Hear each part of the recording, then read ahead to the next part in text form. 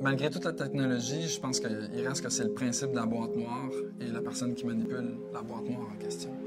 Je suis devenu photographe, pas parce que nécessairement je pouvais rien faire d'autre, mais parce que c'était viscéral et que c'était une passion, point. Définitivement quelque chose qui m'habitait, qui faisait en sorte que j'avais besoin d'aller plus loin, de découvrir. Et ce qui a fait en sorte que ça m'a amené un premier voyage, un deuxième, un troisième. Ça peut prendre quand même beaucoup de temps entre faire de la photo et devenir photographe. J'ai fait de la photo pendant plusieurs années, c'est-à-dire que je voyageais, je faisais des photos, je revenais, je présentais une exposition. Et ça, pendant plusieurs années. Et il y a des gens qui m'ont demandé de faire des photos sur des contrats un peu plus commerciaux.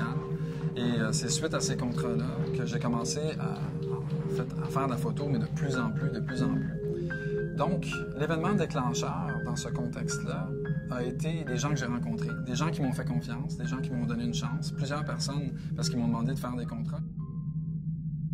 Germain, en fait, dans Cadrex, c'est une personne qui était là au tout début, à ma première exposition, je devais avoir environ 18 ans.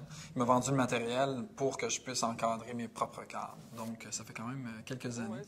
Ça fait, une bonne quinzaine d'années qu'on se connaît. OK. Ça fait passer 10-11 ans. Donc, c'est des gens qui étaient là au début et qui sont encore là. Et quand je dois les remercier, je les remercie d'être encore là. Et c'est des partenaires, en ce qui me concerne, pour la vie. C'est des gens avec qui je veux collaborer pour tous les projets, puisqu'ils ont une importance capitale. C'est les derniers qui touchent l'œuvre, c'est ceux qui l'expédient, c'est ceux qui l'encadrent. Donc, la touche finale, c'est eux qui la donnent, parce que c'est un travail d'équipe.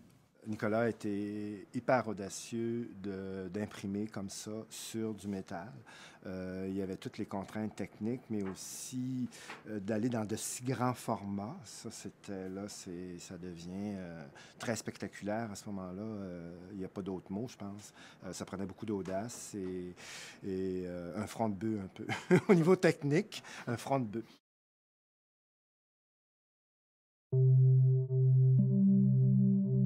Mais maintenant, en art contemporain, c'est pratiquement 40% de tout ce qui se fait en art visuel se fait en photo, ce qui est énorme. Ce qui fait que les tableaux de Nicolas sont vraiment d'une facture très personnelle parce qu'il n'y a personne qui a osé, qui a eu l'audace, plutôt on devrait dire, de s'aventurer, d'imprimer sur du métal.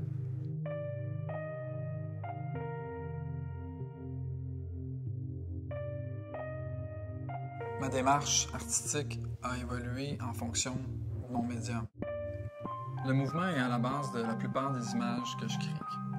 Constamment, le sujet est en mouvement, je suis en mouvement, l'appareil et le sujet sont en mouvement, il y a toujours un lien. Les premières images de mouvement ont été faites, je dirais, il y a environ 6 ou 7 ans. C'est là que c'est né l'idée de longue exposition. Et de laisser, en fait, parler le sujet, de laisser bouger le sujet, de cadrer avec une architecture le plus parfaite possible et ensuite avoir des éléments qui bougent. Donc, on commence avec... Là, ici, on a des images qu'on a sélectionnées à travers là, les différents récents voyages de Nicolas.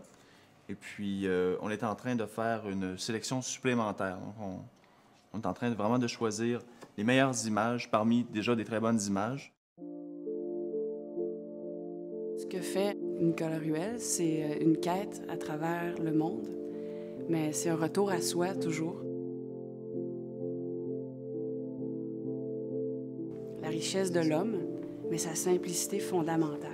Puis c'est ça qu'on retient quand on regarde les photos, on s'approche de son travail, on sent qu'il est avec nous encore dans la photo, on sent qu'il nous accompagne dans la façon de regarder.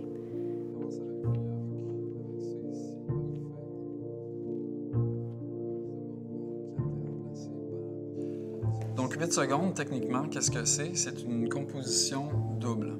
La plupart du temps, c'est une composition où est-ce que je cadre une première image et ensuite il y a un mouvement de caméra vers une deuxième portion d'image. Ce qui m'intéresse, c'est de tout faire en 8 secondes.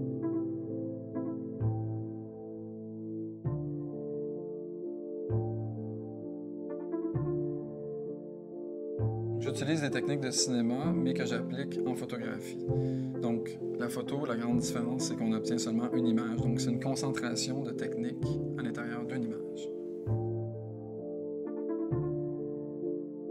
Tout ce que je faisais il y a 3 ans, il y a 4 ans est inspiré, oui, du voyage, et c'est encore le cas aujourd'hui, mais je ne suis pas limité par la création du voyage. Le lieu importe moins, disons, que c'était le cas. Le projet que je fais actuellement, oui, c'est fait dans 16 différentes villes, mais pour un but beaucoup plus précis, pour créer une opposition, pour avoir un message qui est beaucoup plus fort, pour un questionnement beaucoup plus fort.